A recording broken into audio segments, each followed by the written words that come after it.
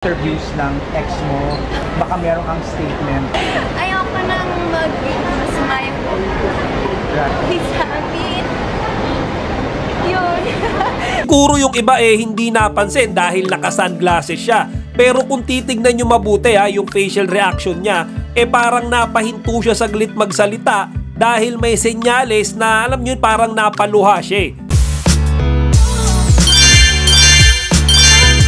Magandang araw mga kachika! Rigel po ulit ang inyong Chika Patrol. Bago tayo magsimula mga kachika, inaanyayahan ko muna kayong mag-subscribe dito sa ating munting channel para palagi kayong updated sa mga latest at nagtitrending na mga showbiz balita. Usap-usapan ngayon ang naging reaksyon ng ating chinita Princess Kim Chiu sa isang interview sa kanya bago siya lumipad patungong Dubai kahapon. Sa interview nga na yan mga kachika, natanong si Kimi kung ano nga ba yung naging reaksyon niya sa mga recent na pinagpupuputak na naman ng kanyang ex na si Xian Lim. Kung napanood nyo yung isa sa mga recent content ko mga kachika, tinakil ko doon kung paano naghugas kamay si Xian Lim at tila sinisisi niya si Kimi sa nangyaring hiwalayan nilang dalawa. Sabihin nila na nag-iingay si Xian because may pili ka nun.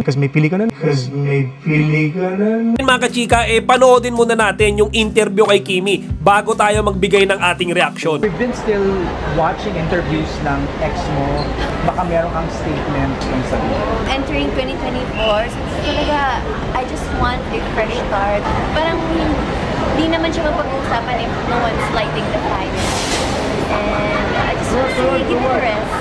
And let's leave respect to each other. Ayoko nang masama yung please happy. Yun. I know, I'm so sorry. Kasi paulit-ulit na lang. Mga kachika, kitang-kita naman natin dyan na talagang ayaw na ni Kimi pag-usapan yung nakaraan niya. Kumbaga gusto niya magsimula ng bago ngayong 2024. Kumbaga totally nakalimutan niya na si Xian Pero sinabi niya rin dyan na meron at meron pa rin kasing bumubuhay ng chismis. At iyon nga ay walang iba kundi yung kanyang ex na putak ng putak. Kasi mga kachika, alam naman nating lahat na may paparating na bagong pelikula si Xian.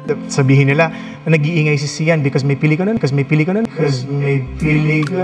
Ang tanging paraan lang ng manggagamit na ito yung idawit na naman yung pangalan ni Kimi sa kanya para siya mapag-usapan. Pero isa din sa pinag-uusapan ngayon tungkol sa interview na yan yung part na parang naiyak si Kimi mga kachika. Alam niyo yung parang hindi niya mapigilang maluha. Siguro yung iba hindi napansin dahil naka-sunglasses siya.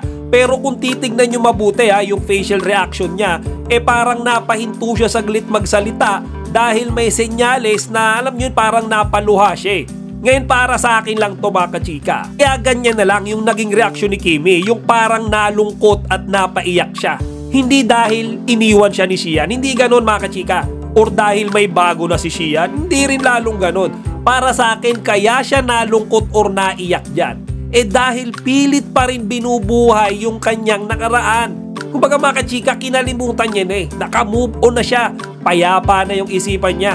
Pero bakit dinudugtong pa rin sa kanya yung pangalan ni Xian Lim? Bakit siya hinahabol nung kanyang bangungot? Yan yung rason para sa akin mga kachika. Kaya siya nalulungkot dyan sa interview na yan. Kahit sino naman kapag may pinaalala sa atin na isang bagay kung saan tayo na trauma, kung hindi tayo mabubuisit, malulungkot tayo. Ngayon pasalamat na lang si Xian dahil si Kim mabait.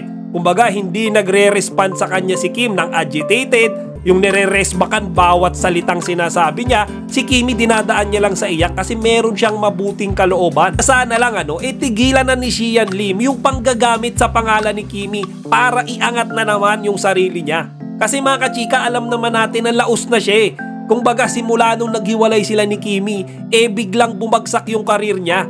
Kaya ngayon, ginagamit niya na naman si Kimi para i-promote yung sarili niya. Kung kayo ang tatanungin ko mga kachika, agree ba kayo sa paniniwala ko na kaya naiyak or nalungkot dyan si Kimi sa interview na yan, dahil pilit pa din siyang inahabol ng bangungot niyang si Xian Lim?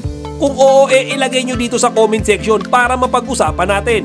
Chika Patrol signing out! Chika, huwag niyong kalimutan mag-like, comment, and subscribe. Para sa iba pang mga celebrity news, i-click lamang ang mga videos na ito.